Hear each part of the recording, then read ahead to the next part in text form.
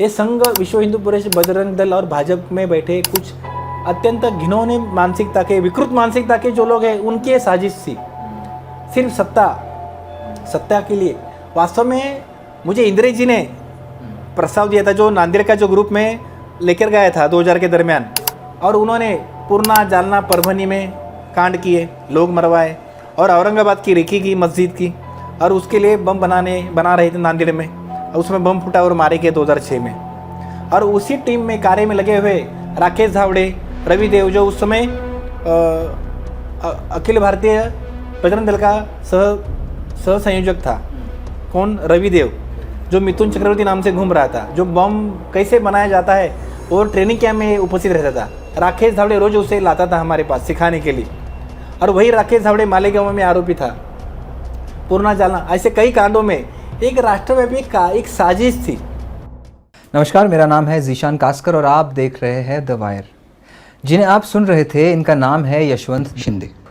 यशवंत राष्ट्रीय स्वयंसेवक संघ यानी आरएसएस के पूर्व प्रचारक है, और इन्होंने सनसनीखेज आरोप किए हैं कि आरएसएस से जुड़े लोग और ख़ास तौर पर राष्ट्रीय कार्यकारिणी के इंद्रेश कुमार ने देश भर में 2004 से लेकर 2008 तक कई बम ब्लास्ट की वारदातें प्लान की और अंजाम तक भी पहुंचाया।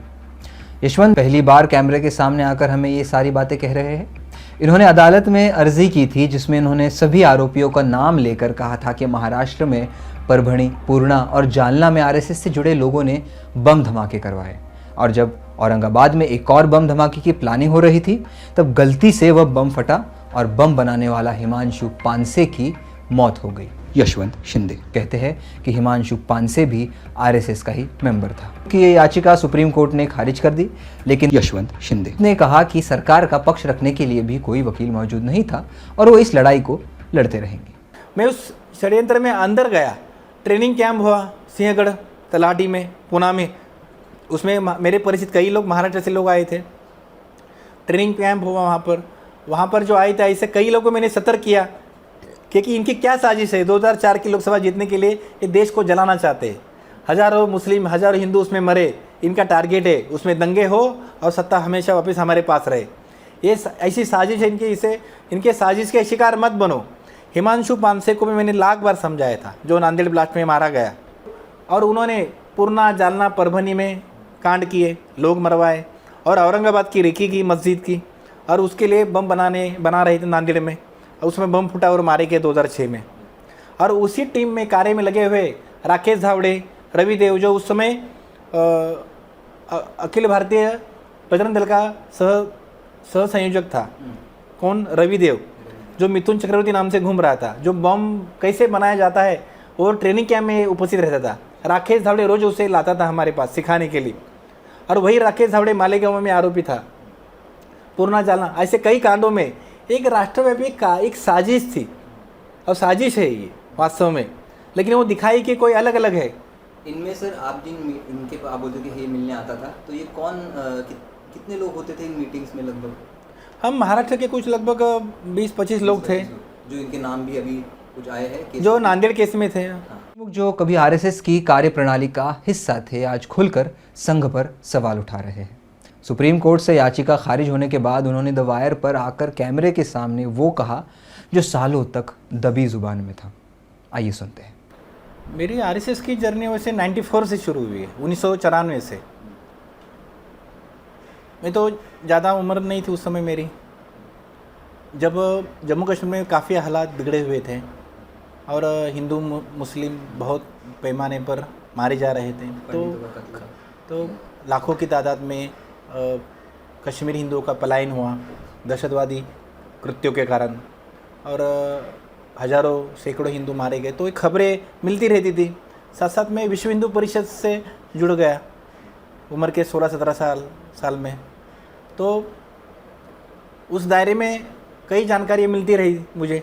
उस समय तो मोबाइल थे नहीं, लेकिन संगठन के जरिए और अखबार के जरिए जो जानकारी मिलती थी, उससे एक मेरी धारणा बन गई कि भाई हमें जाके वहाँ पे अपना काम करना चाहिए, दहशतवाद से लड़ना चाहिए।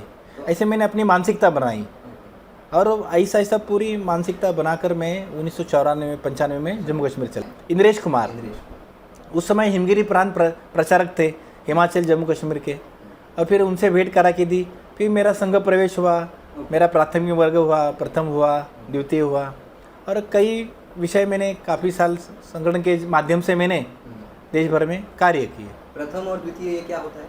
प्रथम मैंने संघ शिक्षा वर्ग होता है, 20 दिन के होते हैं, 30 दिन के होते हैं। ये एक एंट्री का टेस्ट तरीके। इसमें एक संगठन के जरिए संगठन क्या है और हिंदू समाज हमें क्या करना है, ऐसे बौद्धिक और शारीरिक विकास किया जाता है युवाओं का, और गिने चुने लोग उसमें लिए जाते हैं संगठन के दायरे के।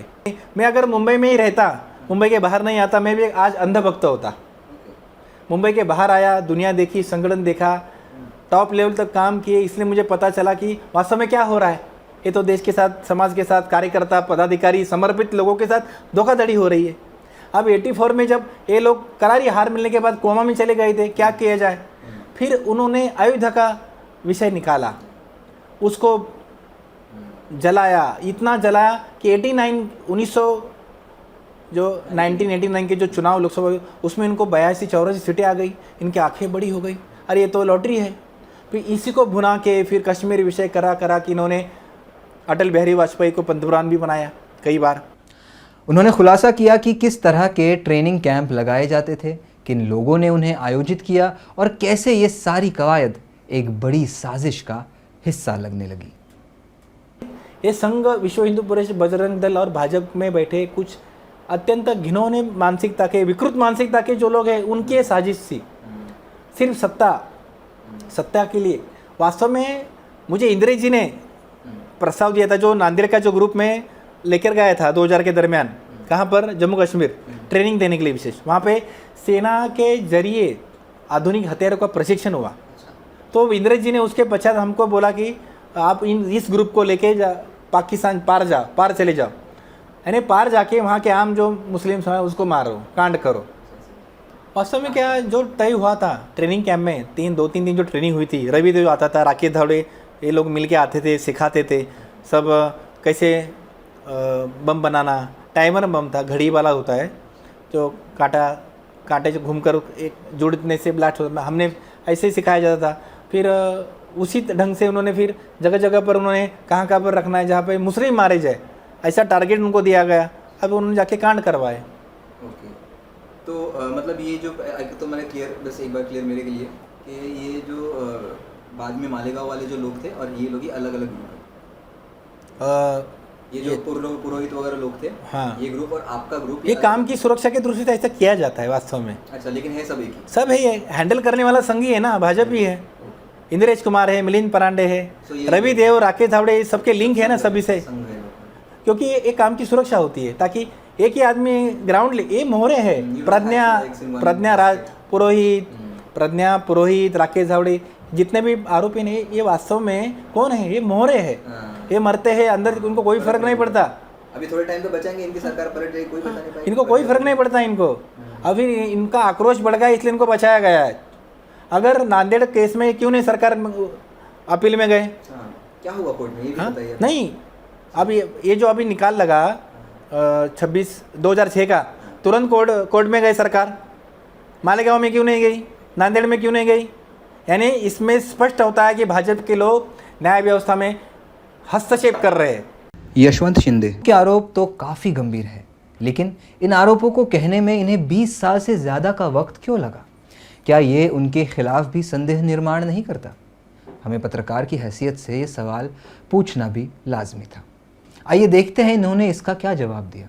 इन्हें इतने साल के बाद इसलिए लगा क्योंकि जब ये मेरे सामने जब ये चित्र आते गए, इनकी गलत करतूतें, तो बम साजिश जो रची थी, तो इसको नाकाम तो किया मैंने अंदर के। अगर मैं खुल के विरोध करता अगर उस समय, तो मैं इनका शत्रु खड़ा होता। मेरे पीछे भी लगते, मुझे उसका फ़र्क नहीं पड़ता, मेरे पीछे वो आज भी मुझे लग सकते, मुझे उसका खौफ नहीं, मैं लेने देने की तैयारी रखता हूँ। मृत्यु को आज आए कल जाना ही है, घर में बैठे गए, बाहर मृत्यु सब जगह है। मैंने उसके कारण नहीं, मुझे संगठन को बचाना था। 4 गलत लोगों के कारण लाखों लोगों ने अपना जीवन स्वाहा किया इस संगठन के लिए। लाखों लोगों ने, परिवार मैंने देखे हैं, परिवार के लोग अपने घर बार बाल बच्चे को ना देखते हुए पूरे आंदोलन में झोंके हुए, अपने घरदार ना देखते, अपना समर्पण पूरे भाव से, और इनकी ऊर्जा पर गलत लोग बड़े हुए, तो तकलीफ होती है। और एक पर ऐसे लोगों के विरोध में खड़ा होना बहुत ज़रूरी है, ताकि ये सिलसिला जारी है। अब उनका टेक्निक बदला है, सत्ता में है, पहले बम कांड करते थे बड़े पैमाने पर, बरोबर ना। अभी करके ऐसा करेंगे तो विश्व में नाम खराब होगा। तो अलग अलग विषय उछालते हैं, एनआरसी, अलग अलग विषय उछालो। अर्नब, वो जो भाजपा का एक दलाल पत्रकार है अर्नब गोस्वामी, ऐसे पाखंडी पत्रकार जो तबलीगी ने भारत में ये लाया कोरोना।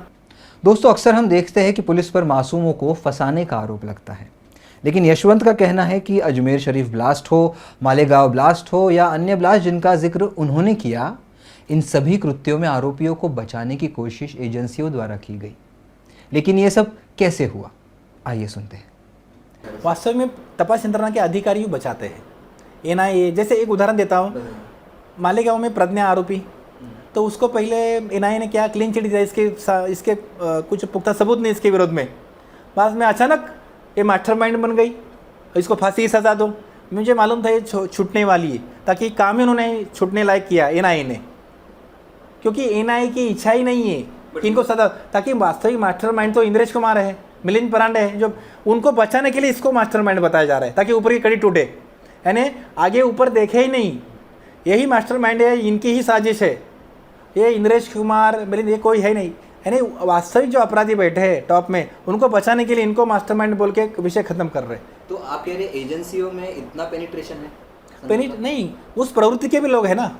अगर ऐसा होता तो शहीद हेमंत करकरे भी उसी प्रकार जीते, डर के मारे जीते। लेकिन हेमंत करकरे उन्होंने डट के सच्चाई को सामने लाया।